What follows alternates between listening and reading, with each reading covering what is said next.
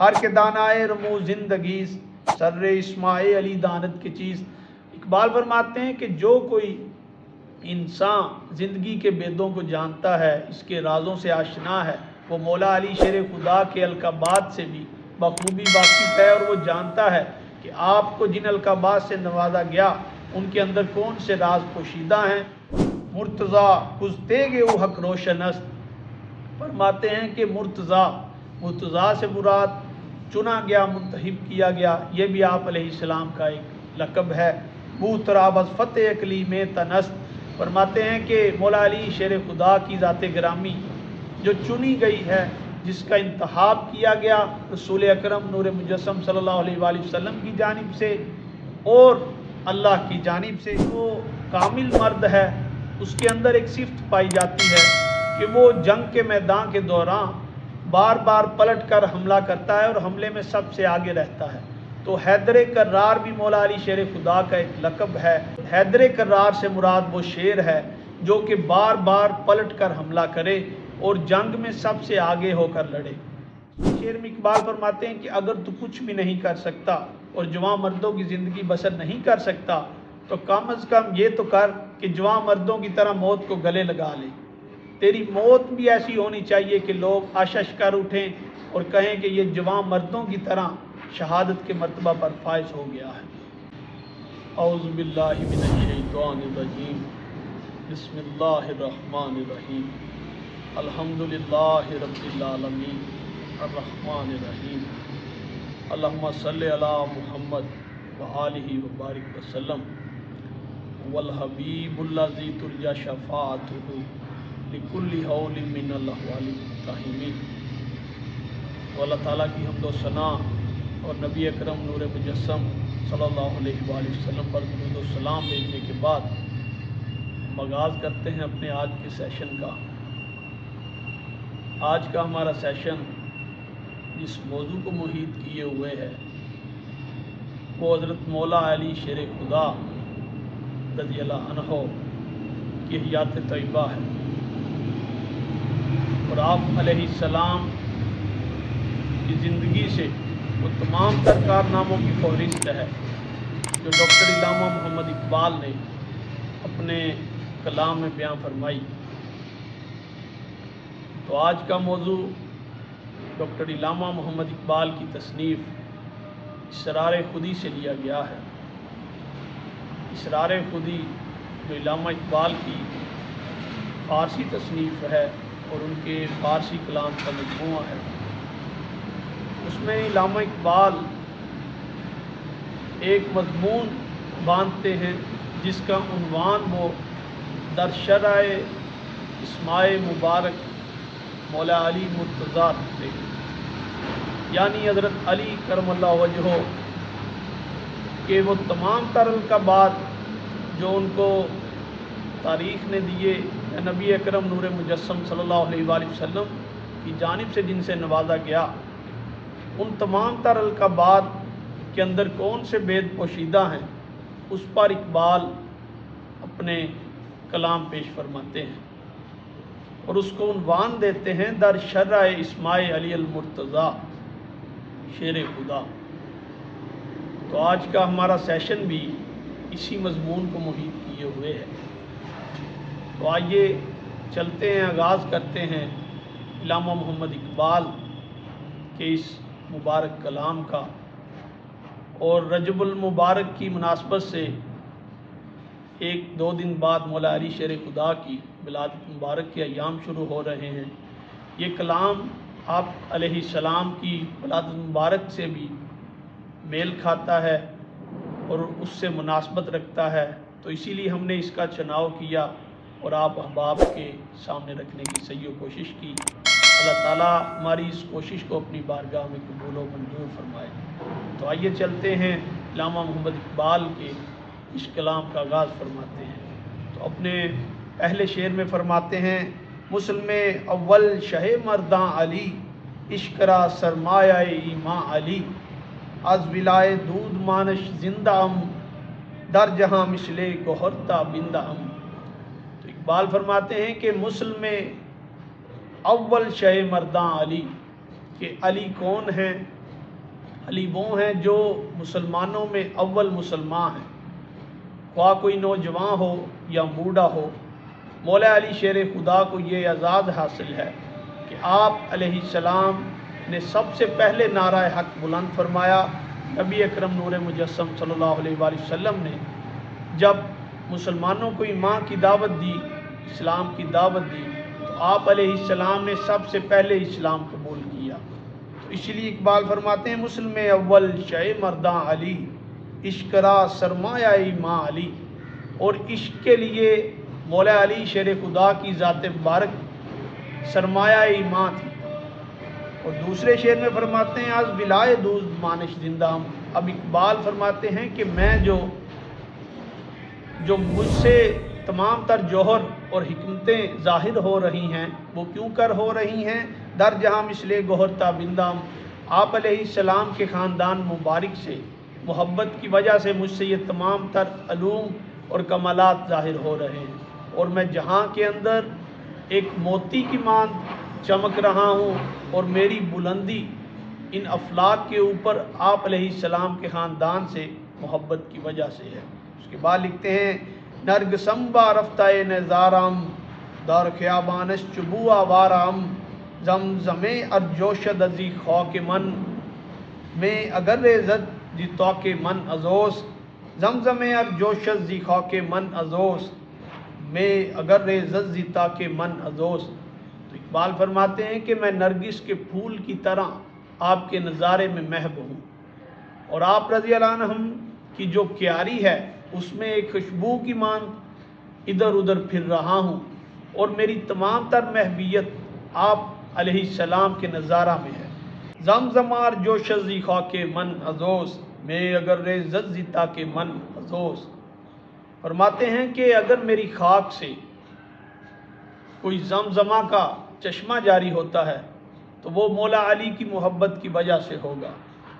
اس کے علاوہ میرے اندر کوئی بھی جوہر نہیں جس سے یہ فضیلت مجھ کو حاصل ہو سکے۔ اور فرماتے ہیں کہ میری جو یہ بنجر زدہ خاک ہے، اگر اس سے انگور کی بیل پھوٹے اور اس سے شراب نکلنا شروع ہو جائے تو وہ بھی آپ علیہ السلام کی نظر کرم کی وجہ سے ہی ہوگا۔ خاکم ازو مہر او آئینہ ام می توادی دن نوادر سینہ ام۔ تو فرماتے ہیں کہ میری جو خاک ہے وہ اس وقت آئینے کی صورت میں صاف و شفاف ہو گئی ہے، اور دیکھنے والے میری آواز کو دیکھ سکتے ہیں۔ میرے اندر جو درد اور نالاں پوشیدہ ہے وہ دیکھنے والے اس کو دیکھ سکتے ہیں۔ اقبال تمام تر برائیوں سے پاک ہو گیا آپ رضی اللہ عنہم کی محبت کی وجہ سے۔ از رخے و فال پیغمبر گرفت ملت حق از شکوش پر گرفت۔ تو فرماتے ہیں کہ مولا علی شیر خدا کے چہرہ مبارک سے نبی اکرم نور مجسم صلی اللہ علیہ وآلہ وسلم فال لیا کرتے تھے، اور اس کو اچھا شگون تصور کیا کرتے تھے۔ ملت حق از شکوش فر گرفت، اور ملت اسلامیہ کو آپ علیہ السلام کے وجود مبارک سے بہت زیادہ قوت اور طاقت ملی۔ اس کے بعد لکھتے ہیں قوت دین مبی فرمود عش کائنات آئین پذیر از دود عش۔ فرماتے ہیں کہ آپ علیہ السلام کے جو فرمودات ہیں ان سے دین اسلام کو روشنی نصیب ہوئی، اور ان کی راہ پر چلتے ہوئے کئی نوجوان اپنی منزل تک پہنچ گئے۔ اس کے بعد اقبال آپ کے تمام اسماء مبارک کو قطار در قطار بیان فرماتے ہیں۔ آپ کے وہ اسماء مبارک جو ید اللہ بھی ہے، وجہ اللہ بھی ہے، بو تراب بھی ہے، اور حیدر کرار بھی ہے۔ آپ علیہ السلام کو جتنے بھی القابات سے نوازا گیا ان کی شرح اقبال یہاں بیان فرما رہے ہیں۔ مرسل حق کرد نامشبو تراب حق ید اللہ خوان در ام الکتاب۔ تو اب یہاں اقبال بو تراب کا لقب لائے ہیں جو نبی اکرم نور مجسم صلی اللہ علیہ وآلہ وسلم کی جانب سے مولا علی شیر خدا کو عطا کیا گیا۔ اب اس لقب کے پیچھے ایک واقعہ منسوب ہے جو روایات میں ہمیں ملتا ہے۔ واقعہ کچھ یوں ہے کہ ایک دفعہ نبی اکرم نور مجسم صلی اللہ علیہ وآلہ وسلم جب مسجد نبوی میں تشریف لائے تو مولا علی شیر خدا زمین پر لیٹے ہوئے تھے، اور ان کا جو جسم مبارک ہے وہ گرد و غبار سے اٹا ہوا تھا۔ جب آپ صلی اللہ علیہ وآلہ وسلم نے یہ منظر دیکھا تو آپ صلی اللہ علیہ وآلہ وسلم نے تبسم فرمایا اور فرمایا کہ یا ابا تراب، کہ اے مٹی کے باپ کھڑا ہو جا۔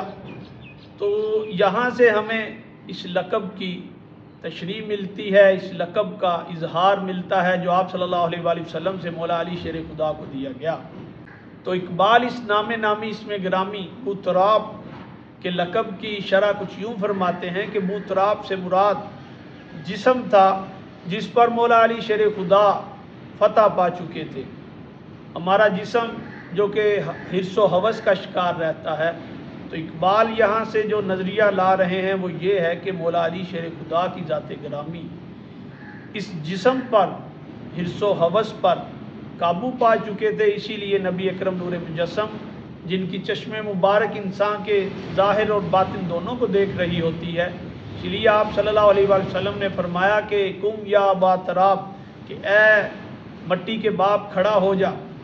تو آپ صلی اللہ علیہ وآلہ وسلم کا دیکھنا اور عام انسان کا دیکھنا، ان میں زمین آسمان کا فرق ہے۔ تو اقبال اسی فرق کو واضح کرتے ہوئے فرما رہے ہیں کہ حضور نبی اکرم نور مجسم صلی اللہ علیہ وآلہ وسلم نے مولا علی شیر خدا کی اس بیان کے ذریعہ سے فضیلت بیان فرمائی، اور حق ید اللہ خوان در ام الکتاب، اور اللہ تعالیٰ نے اپنی کتاب مبارک قرآن حکیم میں مولا علی شیر خدا کو ید اللہ کے لقب سے نوازا۔ ہر کے دانائے رمو زندگی سر اسماعیل علی دانت کی چیز۔ اقبال فرماتے ہیں کہ جو کوئی انسان زندگی کے بیدوں کو جانتا ہے، اس کے رازوں سے آشنا ہے، وہ مولا علی شیر خدا کے القابات سے بھی بخوبی واقف ہے، اور وہ جانتا ہے کہ آپ کو جن القابات سے نوازا گیا ان کے اندر کون سے راز پوشیدہ ہیں، اور مولا علی شیر خدا کی ذات گرامی پر وہ کس قدر برابر بیٹھتے ہیں۔ خواہ کے تاریکے کے نام او تنست، عقل از بے داد او در شیمنست، فکر گردو رس زمیں پہ ما ازو، چشم کورو گوش ناشنوازو۔ فرماتے ہیں کہ تن جو ہے اس نے انسان کو حرص و ہوس کا شکار کر رکھا ہے، اور اس کا جو وجود ہے وہ ہمہ وقت تاریکی میں رہتا ہے، اور عقل جو ہے اس کی وجہ سے نالا ہے، رو رہی ہے، کیونکہ اس کی جو بھول بھلیاں ہیں ان کے اندر انسان گم ہو کر رہ جاتا ہے۔ فکر گردوں رس زمیں پہ مازو، اور جو گردوں ہے زمین و آسمان اس کی شرارتوں اور اس کی شکایتوں سے نالا ہیں، وہ ہمہ وقت اس کے پینترے دیکھ رہے ہیں اور ان کے اندر پھنستے ہوئے انسانوں کو بھی دیکھ رہے ہیں۔ چشم کورو گوش ناشنوازو، اس کی وجہ سے آنکھیں اندھی ہو گئیں اور کان اپنی سماعت کھو گئے۔ اس کے بعد لکھتے ہیں از ہوستے گے درو دارت بدست، راہ روارا دل بری راہزن شکست۔ فرماتے ہیں کہ اس کے ہاتھ میں، جسم کے ہاتھ میں دو داری تلوار ہے جو حرص اور ہوس پر محیط ہے، اور اس کے ذریعہ سے جو سالک ہیں، جو اللہ کی جانب چلنے والے فقیر ہیں، وہ بھی غم زدہ ہیں، کیونکہ اس کی یہ دو داری تلوار بہت زیادہ تیز ہے۔ شیر حق کی خوک را تسخیر کر۔ اب اقبال اس سے پہلے اشعار میں خاک کی جو خاک تھی، خاکی جسم تھا، اس کی شرارتوں کا بیان کر رہے تھے، جبکہ اس کے بعد مولا علی شیر خدا کی جانب لوٹتے ہیں اور فرماتے ہیں شیر حق کی خوک را تسخیر کر، کہ واحد مولا علی شیر خدا کی ذات گرامی ہے جنہوں نے اس خاک کو تسخیر کر دیا، اور اس کو این گلے را تاریک را اکسیر کر، اور یہ جو تاریکیوں میں ڈوبا ہوا خاکی جسم تھا اس کو اکسیر کر دیا۔ اکسیر سے مراد جڑی بوٹیوں سے بنایا گیا وہ خمیر ہے جو کسی بھی دھات کے ساتھ ملایا جائے تو وہ سونے میں تبدیل ہو جاتی ہے۔ تو اقبال فرماتے ہیں کہ مولا علی شیر خدا کی ذات گرامی نے این گلے تاریک را اکسیر کر، یہ جو خاکی جسم تھا جو تاریکیوں میں ڈوبا ہوا تھا اس کو اکسیر بنا دیا۔ مرتضیٰ کزتے گے او حق روشن است۔ فرماتے ہیں کہ مرتضیٰ سے مراد چنا گیا، منتخب کیا گیا، یہ بھی آپ علیہ السلام کا ایک لقب ہے۔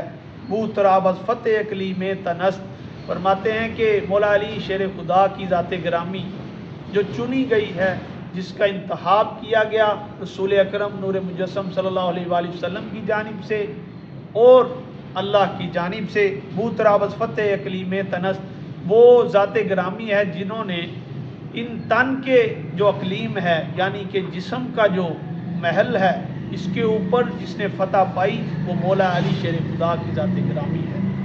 اس کے بعد اقبال سے آگے بڑھتے ہیں اور نوجوانوں کو مولا علی شیر خدا کی ذات سے کون کون سے رموز لینے چاہیے اور کیا کیا سیکھنا چاہیے اس کا بیان فرماتے ہیں۔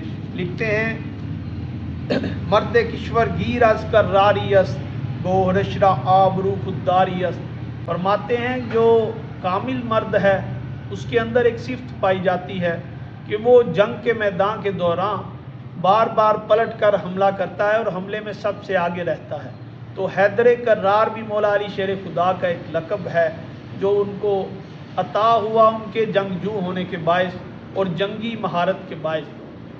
کرار سے مراد وہ حیدر کرار سے مراد وہ شیر ہے جو کہ بار بار پلٹ کر حملہ کرے اور جنگ میں سب سے آگے ہو کر لڑے۔ اس کے بعد گوہرشرا آبرو خودداری است، اور وہ شیر خدا اس قدر خوددار اور باروب ہوتا ہے کہ اس کے دبدبے سے تمام تر مخالف دشمن زیر ہو کر رہ جاتے ہیں۔ ہر کے درا فاق گردت بود تراب باز گردانت زی مغرب آفتاب۔ بال فرماتے ہیں کہ اس جہاں میں جو کوئی بھی بود تراب بنا یعنی جس کسی نے جسم کے اوپر فتح حاصل کر لی وہ اس کو جو ٹائٹل ملا جو لقب ملا وہ بود تراب کا ملا، اور چون باز گردانت زی مغرب آفتاب، اور اس کے اندر وہ قوت اور طاقت آ گئی کہ اللہ پاک کی عطا سے اس نے مغرب سے آفتاب کو نمودار کر دیا بجائے کہ وہ مشرق سے ہو۔ اس کے بعد لکھتے ہیں ہر کے زیں بر مرکب تن تنگ بس چونگی بر خاتم دولت نشست۔ فرماتے ہیں کہ جو کوئی بھی اپنی سواری جو تن کی سواری ہے اس کے اوپر اپنی زین کو کس لیتا ہے اور اس کے اوپر اپنے پاؤں جما لیتا ہے، اس کو کیا نصیب ہوتا ہے کہ اس کے ہاتھ میں سلطانی کا جو نگینہ ہے وہ جڑ دیا جاتا ہے، اس کے ہاتھ میں جو انگشت میں جو انگوٹھی ہوتی ہے وہ حکمرانی کی ہوتی ہے۔ زیر پا شینجا شکوہ خیبرست دستے او آنجا قسیم کو سرست۔ فرماتے ہیں کہ مولا علی شیر خدا کو یہ مقام و مرتبہ ملا کہ جو خیبر کا قلعہ تھا وہ ان کے پاؤں مبارک میں زیر ہو گیا۔ یہ تو ان کا دنیاوی مقام تھا، اور اخروی مقام انہیں کیا ملا کہ ان کے ہاتھ سے ساقی کوثر جو کوثر کا جام ہے وہ تمام تر امتیوں کو نصیب ہوگا۔ یہ ان کا اخروی مقام و مرتبہ ہے جس کا اقبال بیان فرما رہے ہیں۔ کہ بعد لکھتے ہیں از خدا گاہی ید اللہ کند از ید اللہ شہنشاہی کند، کہ مولا علی شیر خدا اپنی تمام تر صفات سے بخوبی واقف تھے، اور یہی وجہ تھی کہ ان کو ید اللہ کا لقب ملا، اور اس ید اللہ کے ذریعے انہوں نے شہنشاہی کی۔ وہ شہنشاہی جسم کے اوپر تھی، حکمت کے اوپر تھی۔ ذات و دروازہ شہر علوم۔ اقبال اب یہاں اپنے فکر کی بلندیوں کو چھو رہے ہیں۔ فرماتے ہیں ذات و دروازہ شہر علوم، جیسا کہ نبی اکرم نور مجسم صلی اللہ علیہ وآلہ وسلم کی ایک حدیث مبارکہ کا مفہوم ہے کہ میں جو حکمت کا شہر ہوں جبکہ علی اس شہر کا دروازہ ہیں۔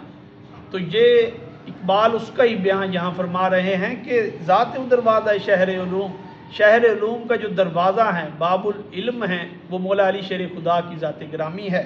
زیر فرمانش حجاز و چین و روم، اور ان کے زیر فرما حجاز کی سرزمین بھی ہے، چین کی سرزمین بھی ہے اور روم کی سرزمین بھی ہے۔ یہاں اقبال مولا علی شیر خدا کی ذات گرامی سے نکلنے والے وہ علم کے سرچشمے ہیں جن سے تمام تر حکومتوں نے فیض پایا۔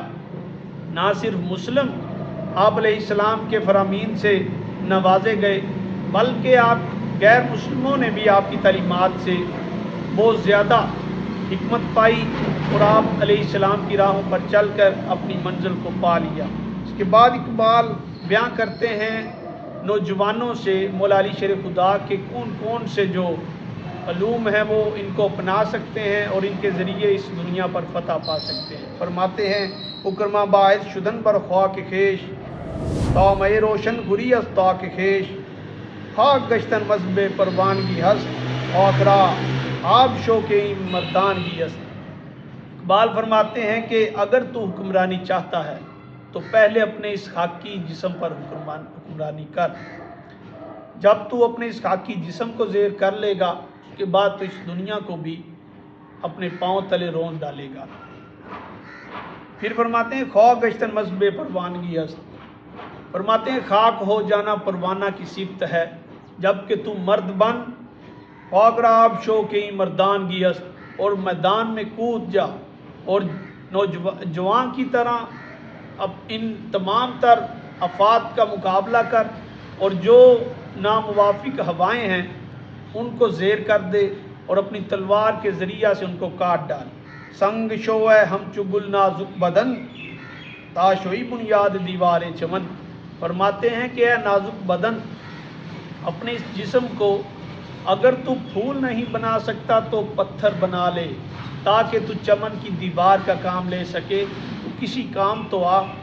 اس طرح ناقص رہے گا تو کیا ہوگا؟ گر بنا سازی نہ دیوارو درے، خوش تاز خاکے تو بندت دیگرے۔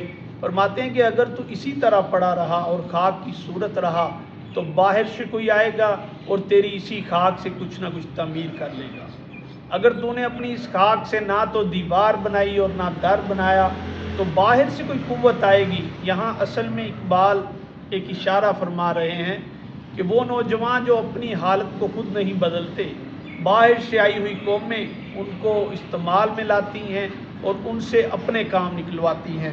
جیسا کہ آج ہم دیکھیں تو تمام مسلمان غلامی کا شکار ہیں۔ اس کی وجہ یہی ہے کہ وہ اپنے کمالات سے ناواقف ہیں، اور مولا علی شیر خدا نے جو راہ چنی تھی اس سے وہ کئی گنا دور نکل چکے ہیں۔ اے زی جورے چرخ نہ ہنجار تنگ، جام تو فریاد یہ بے داد سنگ، نالا و فریاد و ماتم تا کجا، سینہ کو بھی ہائے پہم تا کجا، دار عمل پہ شیدہ مضمون حیات، لذت تخلیق کے قانون حیات، لذت تخلیق کے قانون حیات۔ اقبال یہاں بیان فرماتے ہیں کہ تیری یہ جو خستہ حالی ہے اس پر زمین و آسماں نالا ہیں، تیری یہ جو خرابی حالت ہے اس کو دیکھ کر وہ تجھ پر آنسو بہا رہے ہیں، اور تو خود بھی بذات خود بھی اپنی ذات پر نالا و فریاد کر رہا ہے، مگر اس نالا سے کیا فائدہ اگر تو کوئی عمل ہی نہیں کرے گا، اگر تجھ میں حرکت ہی نہیں ہوگی، اگر تو سمندر کی لہروں کی طرح بے قرار اور بے چین ہی نہیں ہوگا، تو پھر تیرے اس نالا و فریاد سے کوئی فائدہ نہیں۔ در عمل پوشیدہ مضمون حیات، اقبال فرماتے ہیں کہ عمل کے اندر جو مضمون حیات پوشیدہ ہے، زندگی جینے کا طریقہ پوشیدہ ہے، تو اس عمل کو اپنی زندگی کا حصہ بنا، لذت تخلیق کے قانون حیات، اور کچھ نہ کچھ ایسا تخلیق کر جس سے تیرا پاک پروردگار تجھ سے راضی ہو جائے کہ میں نے اپنے بندے کو جو عقل بخشی، جو علم بخشا، اس کو اس نے بروئے کار لاتے ہوئے اس چیز کی تخلیق کی۔ اسی لیے اقبال لذت تخلیق کے قانون حیات، اور یہ قانون حیات ہے کہ انسان کے اندر جو کچھ پوشیدہ ہے اس سے وہ کچھ نہ کچھ تخلیق کر سکتا ہے۔ اس کے بعد اقبال پھر سے گویا ہوتے ہیں اور فرماتے ہیں خیز و خلا کے جہان تازہ شو، شعلہ در بر کن خلیلہ وازہ شو۔ فرماتے ہیں کہ جہاں کے ان آگ برے حالات سے جو ناموافق ہوائیں ہیں اور جن کے اندر آگ بری ہوئی ہے، ان کے اندر حضرت خلیل اللہ کی طرح کود جا اور ان کا مقابلہ کر اور حق کا نعرہ بلند کر۔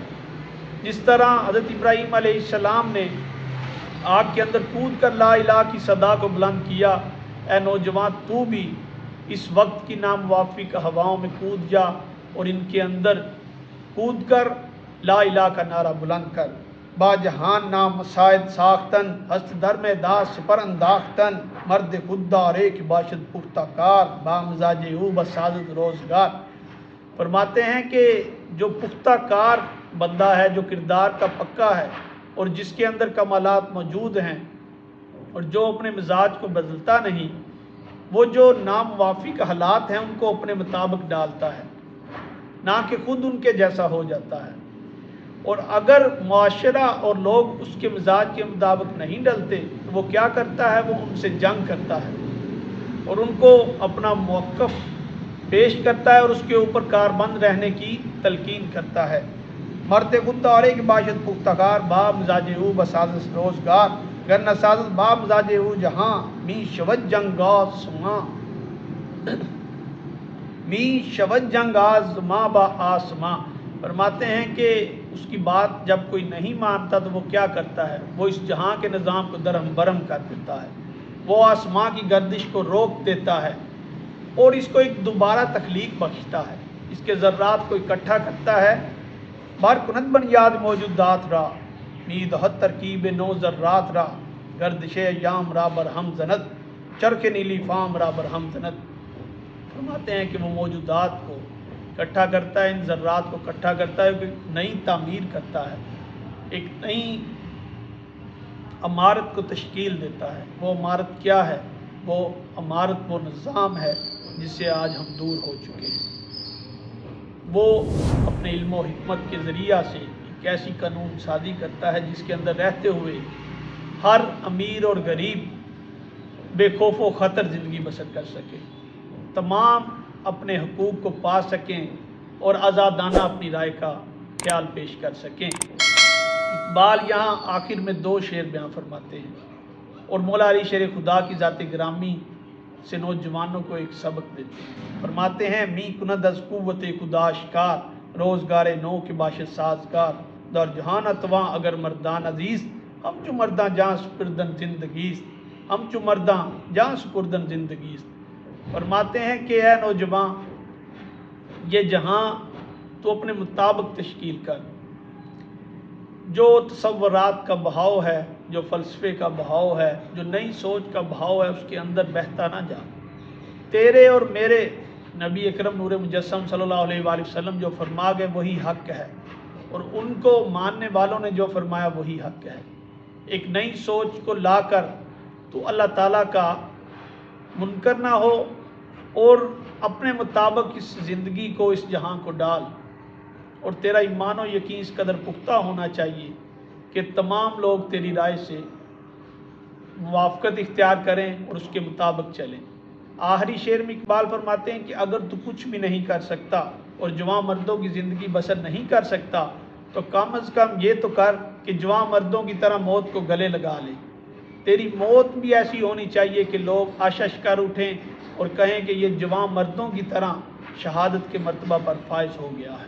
تو اقبال اسی درس کے ساتھ اپنے اس اسرار خودی میں موجود مضمون کا اختتام فرماتے ہیں۔ اللہ تعالیٰ سے دعا ہے کہ اس مبارک ماہ کے توسل سے اللہ تعالیٰ ہمیں ایک نئی سوچ، ایک نیا انداز بخشے۔ اللہ تعالیٰ سے یہ بھی دعا ہے کہ آپ احباب کے سامنے ان تمام تر اشعار کو جو کہ اقبال نے نوجوان نسل کے لیے لکھے، آپ احباب تک آسان الفاظ اور شرح کے ساتھ پیش کرتے رہنے کی توفیق دے اور آپ کو سمجھ کے اس پہ عمل پیرا ہونے کی توفیق دے۔ آمین یا رب العالمین۔ ما علیہ الا البلاغ۔